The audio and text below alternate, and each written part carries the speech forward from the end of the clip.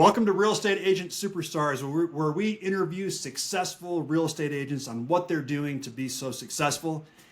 I'm your host, RJ Baxter with Intercap Lending, and we have with us today Corey Martin with Keller Williams, who has been an individual agent since 2002 and closes over 50 transactions per year on average as an individual agent. And he's going to share with us today how he does that. How does he manage his business, keep track of everything, and close so much business as an individual agent?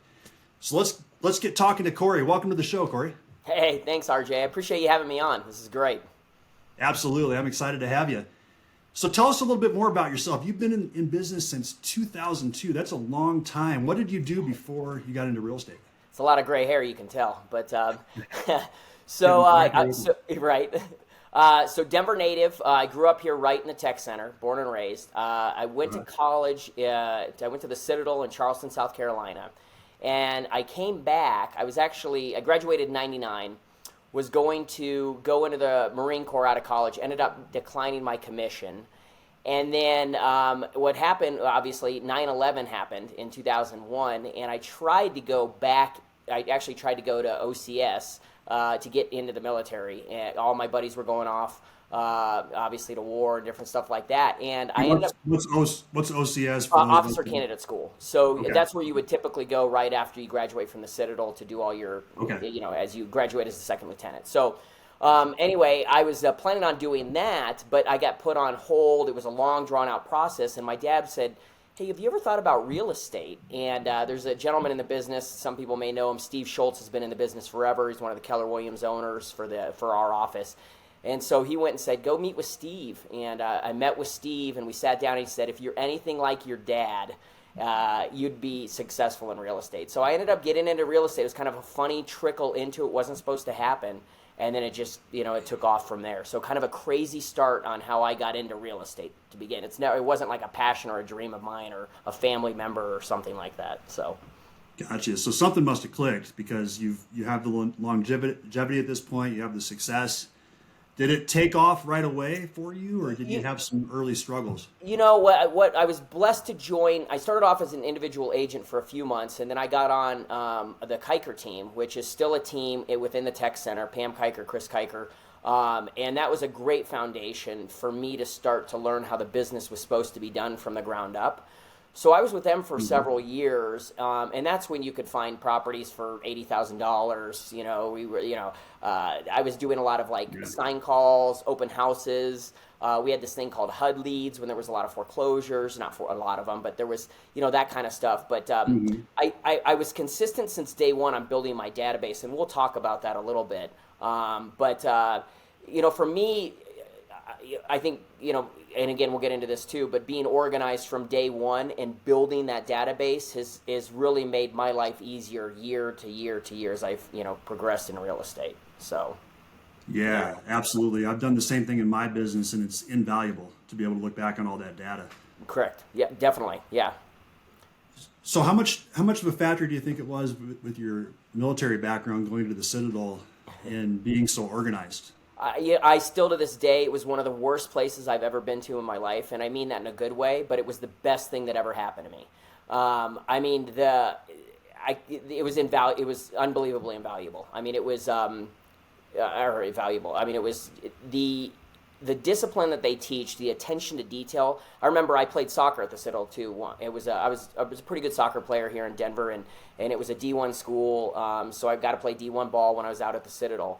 But my coach was an ex-Marine Corps captain from the Gulf War. And that guy was locked on. He was, attention to detail. He had it written in our locker room that said, attention to detail. And that has stuck with me for years. It's just, in everything you do, if you pay attention to details, you won't miss things. And that taught me how to be organized, and it just really, again, attention to detail. So everything I do has a method, or there's a reason behind it, or there's something that's organized in that way for me to complete a project or a task. And that's, with real estate, you've got to be organized. There's a lot of moving parts in real estate. Absolutely. Well, that's a really good tip, attention to detail for people to keep in mind. And what are a couple other things that a couple nuggets that you took away from the Citadel and from some of your mentors there that still apply today that other people might be able to learn from, because most of us don't have that military background. So I, for one, am looking for, ways to keep myself more organized. So, well, you know what? I would say, there's a compliment that I get from a lot of people. There's two kind of that I've gotten that I've always found funny that I can literally trace all the way back to the Citadel. One was always being on time. For me, being on time is never like, if we were to start at 10, I'll be I'll be there at 9:50. Okay, 9:55. To me, it was taught at the school, on time is late. So you're early, wherever you go. So that's a good mindset. You want to respect people's time. So when I go show houses, I know that traffic, I account for every little thing. But I've always had clients say, my God, you always beat me. You're here early. You're never late. And then that is also on my follow-up. When I have clients call me, one of the biggest compliments is like, I've never, and especially in this day and age, I've never had somebody call me back as fast as you. You're so responsive, whether it's via email, text, or phone call. You're literally, I'll leave a message within a certain amount of time, you'll call me back, or you'll text me and tell me when you'll call me. And so that has really just solidified a ton of my relationships about how I'm responsive. My clients feel like they're literally the only one I'm working with, and yet I have 10 clients I'm working with at that same time, right? So that I can trace back to the Citadel. It's really focus on task. So, yeah. That's a really good one. So early on, how did you then incorporate some of these philosophies that you learned at the Citadel into your business specifically? Like, what kinds of structures did you put in place to make sure that all these things happen? Yeah, so I'm huge on organization, so we kind of touched on that a tad bit. But when I first started, because I'm not a technology guru, me and technology fight a lot. I'm just not that guy. I had a binder, and every body I got, whether it was an open house, a sign call, a lead from just anything, a friend, a sphere, anything, went into what I called was a binder. And I would handwrite it. I'm a big handwrite guy. This is my day timer. I still handwrite all my stuff. It's not in my phone, it's handwritten, and I tend to remember it more that way. But so I had a binder. So every person that I spoke to, I would leave a little, I talked to them this day. What did I talk about? Let's say their son was just starting soccer. So I would, make a note, Timmy started soccer. So then I would say, I'd put him in this, and now this is all on the computer, right? I use a CRM called Realty Juggler. I'll talk about that. But now it would tell me, hey, call them in 2 weeks or whatever that was. So I'd open up my binder, and in 2 weeks there was their chart, and I would open it up and I'd call them and say, hey, how was Timmy's first soccer game? And that's so I just started organizing every human being into a CRM, and I have never deviated from that. That is one thing that I touch on a daily basis is my database every single day, and I have for 20 years. Okay, that's where I have clients call me back and go, or they reach out to me. They're like, God, you know everything about, like, we've always talked about my life, my kids, and all that. It's never real estate. It always circles back to real estate. But they're always like, God, you're so, you're just so organized, right? And so that's really saved me from losing clients to other people. So that's awesome. I do the same exact thing. I'll take notes on clients that, if I don't talk to them for 5 years, but that way I'm able to recall things about them, like their dogs or their kids or their hobbies. It's the best way. To you and I agree. Sometimes people have a hard time calling their sphere to like, hey, what should I talk about? I don't want to just say, hey, do you know anybody who's thinking about buying or selling real estate? But if you have good notes about what they like, what you've talked about in the past, their life, that's what you lead. It'll always lead back to real estate. So if you're struggling for content, I don't want to call my sphere, don't worry.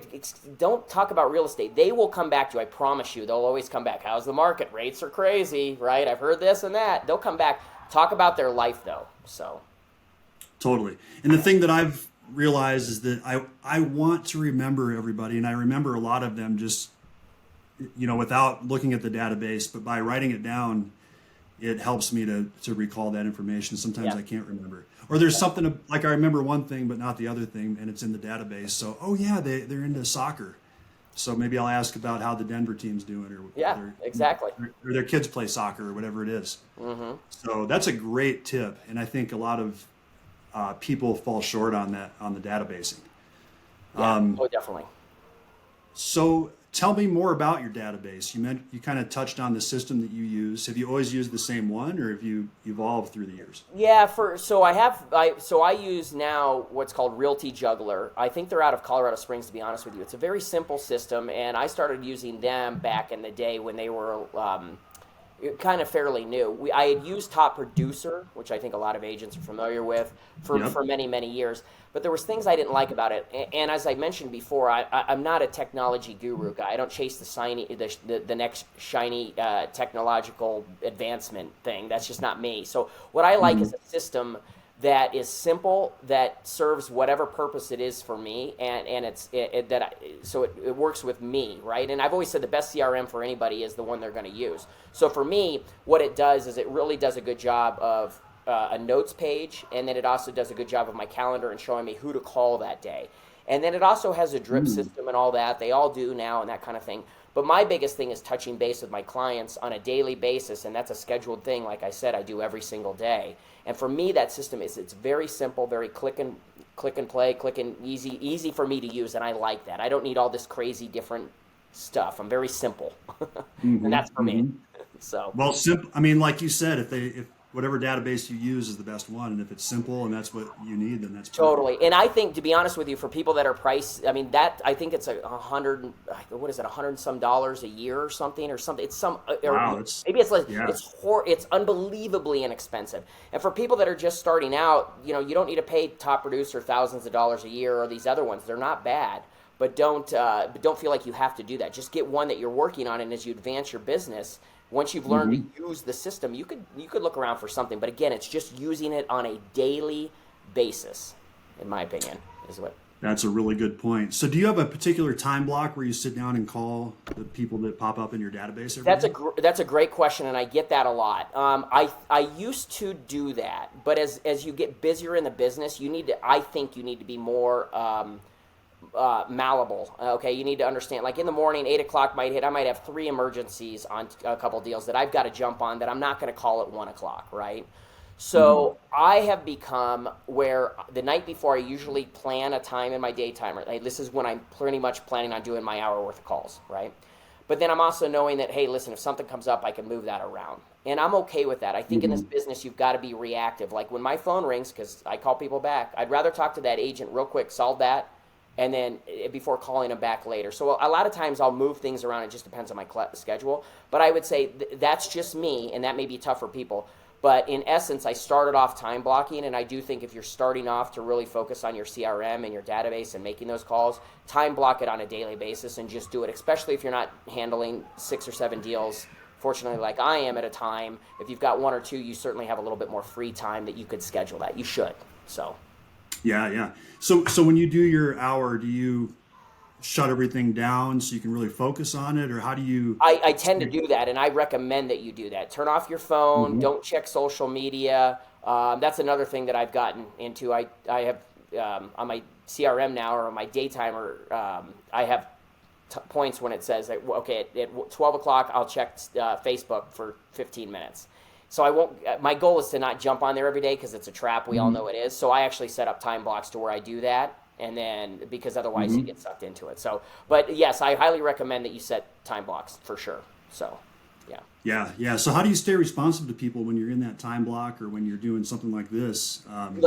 Well, in that case, so something like this within an hour, I think is a reasonable window. If you're going to not call somebody back an hour or 2 later, you either set up an autoresponder on your text, your email, or your phone. It's really cool. I mean, you can just change a voicemail really quick. Hey, I'll be tied up between 10 and 11. I'll call you back after. So I think that, you can use those technology, that we have to do that. If it's within an hour, I don't mind this scenario. Like, I'm sure when I get off, I'm going to look at my phone. I'm just going to be 8 text messages and 3 voicemails, right? So, right. But then I'll just follow those guys up after that. I already knew that this would take X amount of time, so I knew that my next hour after this would probably be follow-up calls. So. Okay, nice. So you mentioned a lot of your business is fear. All your business is fear. What else do you do to stay in touch with your past clients? Do you have other techniques besides just calling them? Yeah, so I'll talk about. There's one thing that I think that I've done for years that has really really helped solidify relationships with my clients, or really helped connect with them and stay in touch with them, because you want to talk to them multiple times throughout the year. But so what I do at closings is and a lot of people are doing this, but you'd be surprised when I've done classes how many people don't do this. But I get all my clients at closing, I ask them for their birthdays and their anniversaries. I ask them for their kids' birthdays, and I ask them for their pets' birthdays and names. So let's say we've got a family of 5. So I've got mom and dad's birthday, then I've got mom and dad's anniversary, then I've got, let's say there's 3 kids, so I've got their birthdays, and then let's say they have 2 dogs. So that's a family of 5 plus 2 dogs. That's 7 touches a year plus 1 for the anniversary. That's 8 touches a year that I don't even have to come up with a reason to touch them. And then I handwrite, and I still do this today on Sunday nights. I time block, because I'm not a big TV guy. I'll just admit that. I don't watch TV. I mean, I rarely watch TV. I'll watch sporting events or whatever, but if I have downtime, my downtime are writing note cards to clients, or I'm out walking or hiking or fly fishing or whatever. I'm just not a TV guy. So on Sunday nights, I do my birthday cards for that week. I handwrite those birthday cards. I do the anniversary cards, and in there I slide a scratch ticket. So I've been doing scratch tickets, dollar scratch tickets for years for all my clients. And what's pretty cool is, I'll get a picture every year from, a family that says, here's a picture of Jenny, their daughter, won $50 on the scratch ticket. She's 11, right? And they're holding my card and their scratch ticket, and it's just that cool solidification thing. And my clients have gotten that. I've been doing that for 15 plus years, scratch tickets. It costs me a fair amount of money every year, right, on the scratch tickets and the hand. But those are 8 touches that I don't have to come up with an idea to touch my sphere. So that's almost a whole year of touches doing nothing but birthday cards, right? And anniversary cards and pet cards. And so the other thing I did with the pet cards is I did a deal with one of the local pet shops here in Lone Tree. They give me it's 25% off online order. So I put that in there for their pets. So instead of a scratch ticket for the dogs and the cats, they get a pet gift card to a local pet store. So it's kind of cool. You're helping out the community, store, and you also got a little discount for them. So anyway, I love that. That I will say, and I'm amazed at how many people don't do this. And if you're doing it, good for you, but stay consistent. I know some people have companies that do the typed cards. There's nothing better than a handwritten card. Call me old school. Absolutely. Handwritten cards are the best thing you could ever do, because people don't do them anymore. One of the things that's really just selfishly is awesome about these podcasts is I learn from this. And I know that I'm falling short on handwritten notes right now. So that's a great reminder. And I think that scratch ticket little tip is awesome. I mean, that's a great takeaway from our conversation. I love it. Yeah, no, it's by far, I've said this a few times just over the years, that people look forward to, I get they reply back, I get the text. The other thing on their birthdays, I had 2 anniversaries this morning and 2 birthdays. So most of my clients know I'm kind of goofy, and you have different personalities for different clients and stuff. But I'll do video text. I'll sing, I'll start to sing happy birthday, and I'll say, okay, I'm not going to do that. But I'll send video text wishing them a happy birthday. And people love that. A lot of their friends just say happy birthday, or you get that Facebook happy birthday. But you send them a video, they're kind of like, oh, that's cool. You send them a 2-second video. It's personal. You just made it up. It's not one that was made up for everybody, right? So it's just that little... Again, you're a real estate agent. You want them to always think about you on that, but you also want to connect with them on a personal level. It makes that whole transition to real estate so much easier. It's just like that. So totally. Well, you're becoming their friend. You're getting to know them. It's a relationship-based business, and it's a long-term relationship-based business. The problem with agents in a lot of ways is they go from one deal to the next. They're chasing that. When you've got to start at the beginning of your real estate career and know that, I'm doing this for the next 30 years. So remember, every human being is going to buy multiple homes during that time. They're going to buy from somebody. It might as well be me. So I might as well stay in touch with them and befriend them and really integrate make sure they would never think about going anywhere else. So I just got back from my mastermind group last week, and they were talking about how, on the loan side, we don't have residual income. On the real estate side, we don't have residual income. The speaker was talking about how he has an insurance friend who always gives him crap because he has residual income. And he said to his friend, well, my residual income is my past clients, staying in touch with my past clients. And that's how we continue to do business over and over and over again, and not just constantly have to reinvent ourselves. Exactly. It's so much easier to maintain a relationship than build one, in my opinion. It's so easy. So people just, and it's funny when I do get a referral from a client, or I get let's say I get a sign call and I pull it up and I'm like, God, it looks like you bought this 3 years ago. Why aren't you calling, that agent that helped you buy it? Well, I never heard from him again. And it just blows my mind. I'm like, well, thank you very much for your new client that I'm going to have for the rest of my life. Because exactly. I just laugh. I'm like, what? That is just, it's unbelievable. It's just because people aren't disciplined to creating a CRM and following it on a day, treating a real estate career like it is a full-time business. And it is. Yeah. So you're going to do this 7 days a week. If you're not into it and you don't want to do it, then I think it's a 7 day a week job in some totally. form. And I think no matter what people do, whether it's the lottery ticket idea or, calling a certain number of people every day, whatever it is you do to stay in touch, it's that consistency over time. Correct. And just the fact that you are staying in touch. Yep. Consistency. You've said it. Yep. Totally. So what else do you do? Do you hold client events or do anything like that? Yeah, that's funny. So my marketing for my sphere clients that consists of, obviously I got the birthday cards. We just talked about that. Then I do a monthly mailer. I still do old school paper mailers to my past clients. Okay. Uh-huh. I know Is it one you do, or do you delegate it to a company? I have a marketing company that I've used for many years that has, basically they tell me what they're going to do this month, and I say yes or no, and most 90% of the time I use that whatever they're going to do that month. They've done a really good job with content and stuff like that, but that goes out to everybody I've sold a home to that's in the state of Colorado. Okay. Out of staters, I still stay in touch with. Just side note, my clients that move out of state, I still stay in touch with. Do you know how many referrals I've gotten for people moving here or agents out there just from staying in touch with them? Sure. So even though they leave the state, they still get everything from me, minus the mailer because it doesn't apply, right? Sometimes it's like ski resort information, right? That's not going to matter for somebody who moved. But anyway, so I do that. I do a weekly newsletter that goes out on email to everybody who I've ever had. Every email, there's thousands of emails I have, right? So that goes out every week.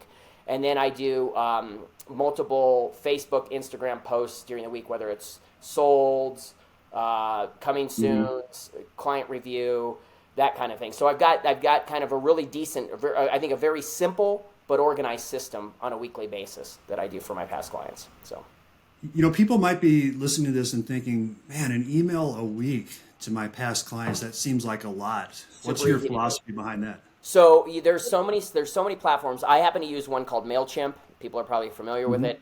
But there are so many, and even CRMs will have you can even do them through your CRMs, okay? I've just used MailChimp forever. I haven't even decided to go anywhere else. But you spend 1 or 2 days, or you have somebody set up a template of your email newsletter, and then you just fill it with content. It can be, updates. And as agents, we should be reading a bunch of news about real estate anyway. You should be able to formulate something, whether it's one little article and then it's a coming soon that you have, or it's a client testimonial, just something to hit their email box once a week. We know 90% of it, they're going to delete it, just like my card.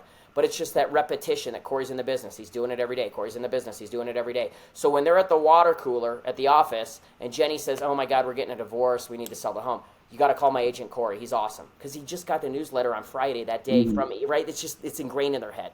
So people think they spend too much time wondering what the content will be instead of just doing the action. Does that make sense? What about the frequency though? Do you think it's too much? I personally think once a week on a Friday. For me, that's kind of how I felt like it's good. I think a once a month newsletter a once a month email newsletter is not enough. I don't think that's enough. I think a paper thing is fine with that, but one email once a month, no. I think you need to do more than that. At least do it bi-monthly, once every 2 weeks at the minimum, in my opinion. So I've heard stats like that too. Like it looks more spammy if it's once a month, but once a week they kind of expect it every week on that same day. Yep. So and keep it short. You don't need a lot. People don't have attention spans anymore, right? Facebook or Instagram, we're like, dude, next. So keep it short, sweet. That's all. I heard a stat recently that it's something like 2 or 3 seconds you have to hook someone to watch more, and then the second threshold is like 10 seconds, right, where they decide if they want to go deeper or not. I could see that. I mean, look, if you're on an Instagram reel or whatever, you know what we do. You thumb it if it's not graphic. Yeah, it's like you're just like this. Totally. Yeah. Yep, 100%. Yep. So I'd really like to get into the organization of your business. Like, how in the heck do you close 50 transactions a year as a solo agent? How do you keep track of everything logistically, like on the actual transaction stuff? Sure. So Well, one, we talked about it, organized. So you've got to figure out how to become organized. You'll never be successful if you're not organized, or you're going to have to pay somebody a lot of money to keep you organized, okay? That's another thing. I don't use a TC. I've tried TCs.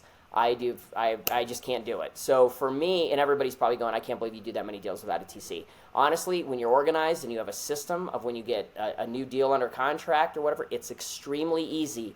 It's just setting it up, and you set it, and you don't, it kind of, the old George Foreman, set it and forget it. Not really, but you kind of to that level. I mean, I think, fortunately at Keller Williams, turning in our documents and all that, I think is a very easy. Each file takes me maybe 10, 15 minutes a file. So to me, I'm not going to pay a TC, $500-600 for 15 minutes worth of work, to be totally honest with you. Plus, I think you lose a connection when you give too much to a TC with your clients. You're not building during that process. And I think a lot of agents go, yeah, that's great. I got it under contract. Talk to Jenny. She's my TC. And then they don't hear from them for a month, technically. I think you're missing out on a month of bonding, a month of opportunities throughout that month to get more clients. So for me, it's just being organized. You've got your file. I know my dates. My dates are plugged into my day timer. They're also on, we all use CTM, right, in some form, I hope. It'll let you know what days are due that day. Well, okay, I don't need to pay a TC to do. I'm already paying CTM to tell me what days these are due. That kind of stuff. So it's just literally realizing that you've got to work. You got to have some sort of work ethic and not hand it all off and just become organized, in my opinion. So, but to me, I found it extreme. I've had it at one time. I've had 18 under contracts at one time. That's listing and buy side, same time, and that can't even imagine. It was a lot, but honestly, I've never missed a deadline. I've never missed an inspection resolution. I've never missed a deadline, ever.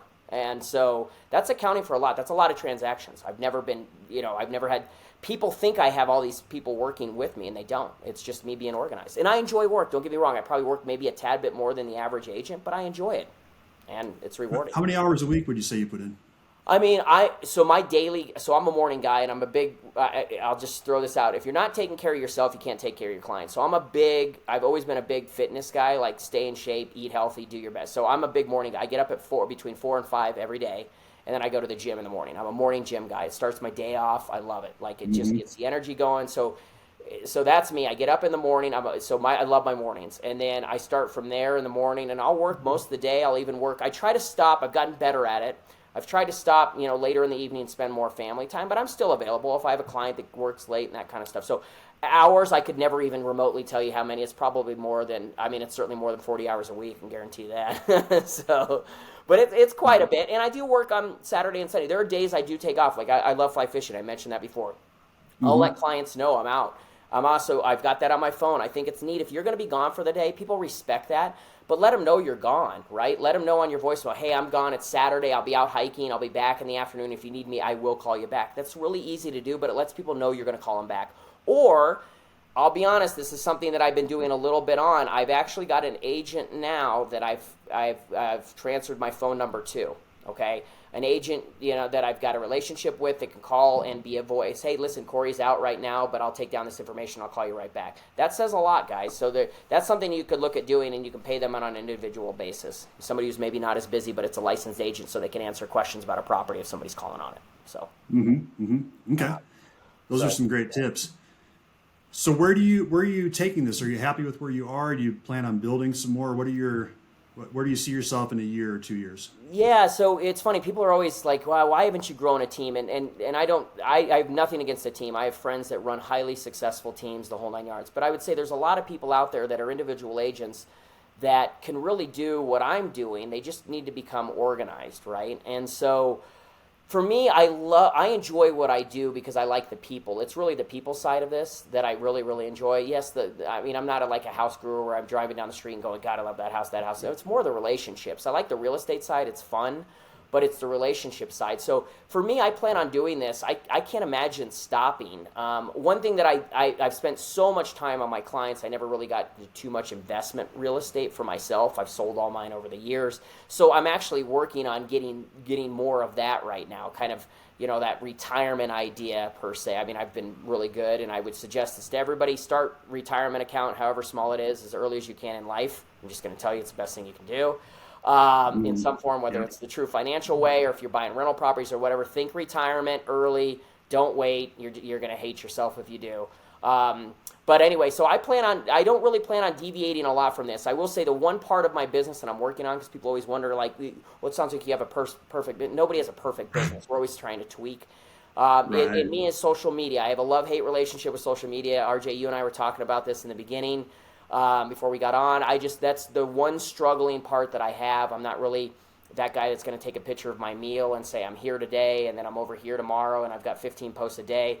So, but I've got to find a balance, and I'm really working on that. And I think I've gotten a lot better over this last year. That's one of my goals that I'm working on. So, I heard a stat recently that only something like 3% of, let me think of what it was.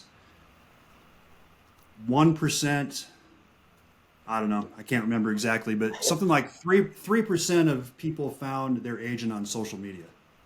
wow. So I look at it as more of a top of mind thing to stay in touch with your clients, and with like with what you're saying, you have a love-hate relationship with social media. I think it's in my humble opinion, I don't know if it's super important. Like if you're looking Sure. for clients on social media, that's my point. Is not a lot of people are finding their agents there. Most people are finding it through friends, family, coworkers, repeat clients, like you're saying.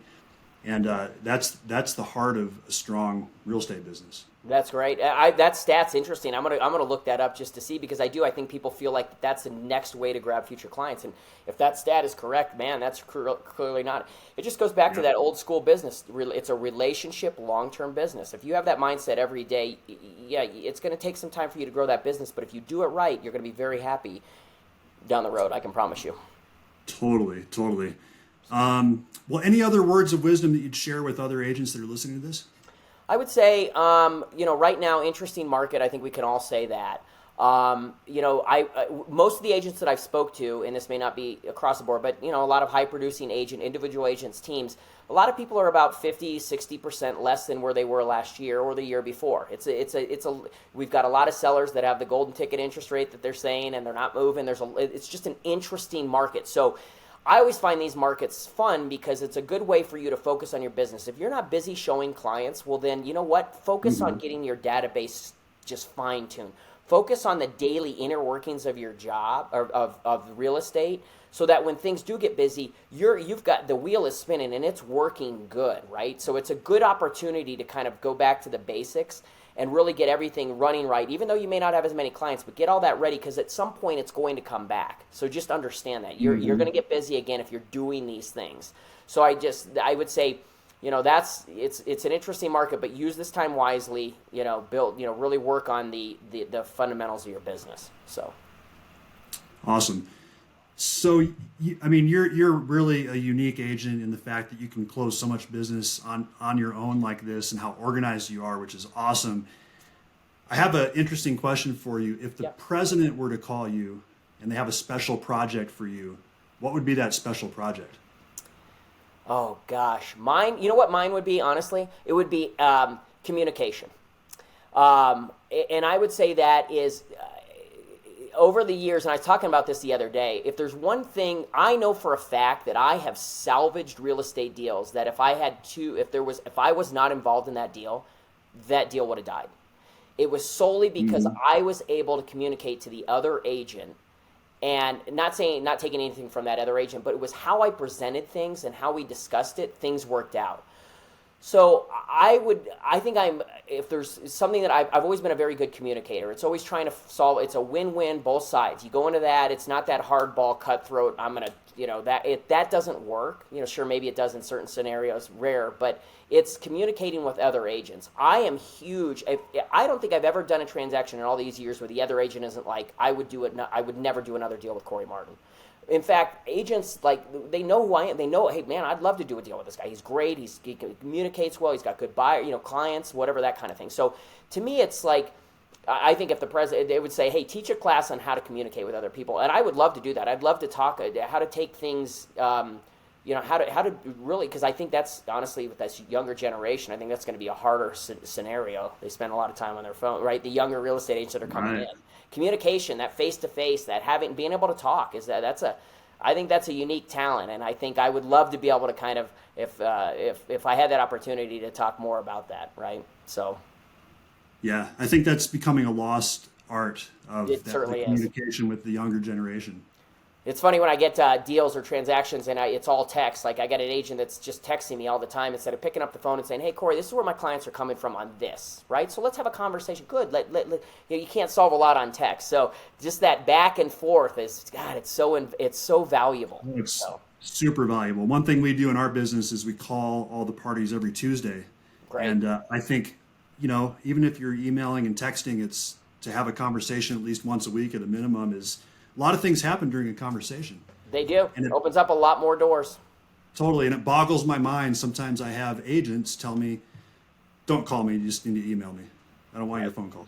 Right. And it baffles me. It does. I agree. We're all on the same team together. Let's just have a chat once a week for a couple minutes. No big deal. That's cool. I like But, when you do that. That's good. Communication's key. So It definitely helps. yeah. So, well, awesome. I really appreciate your time, Corey. I know you're super busy with how much business you're closing, but I think some of the things you shared today are valuable for so many agents out there, and myself included. I've learned some things today that I'm going to implement in my business. So I really, really appreciate you being on the show. Yeah, no worries. And listen, I mean this to all, anybody listening to this. If anybody, I'm an open book. I'm not a brokerage guy. And I mean that. I love Keller Williams, but also I've got friends that are at other brokerage firms, the whole 9 yards. We share ideas. We talk. If somebody ever wants to reach out to me and go dig further into I'm always happy to share. I want good, successful agents out there because it makes my job easier when I'm dealing with a good, successful agent on the other end. There's enough clients out there, so I'm always happy to share. So if anybody ever wants to reach out to me, I'm an open book. So, Do you mind sharing your number or your email? no worries. My cell phone number is 720-350-3363. You can feel free to call me anytime, and you'll see how I'll call you back. Awesome. I know you will. Yeah. Unless you're fishing and then someone else. That's true. But I'll get back to you at some point pretty quick. I promise. So. Yeah, totally. Well, awesome. Well, thanks again, Corey. And if you're listening to this show and found value in this, please share it with your friends that are in the business. That's how the word gets out. And consider subscribing as well. That's how we get our listenership up. And once again, my name is RJ Baxter with Intercap Lending. And if you have any buyers that need pre-approval and you're listening to this show, just give me a call. I'll be happy to talk to them. And have a great rest of your day. Thanks, RJ.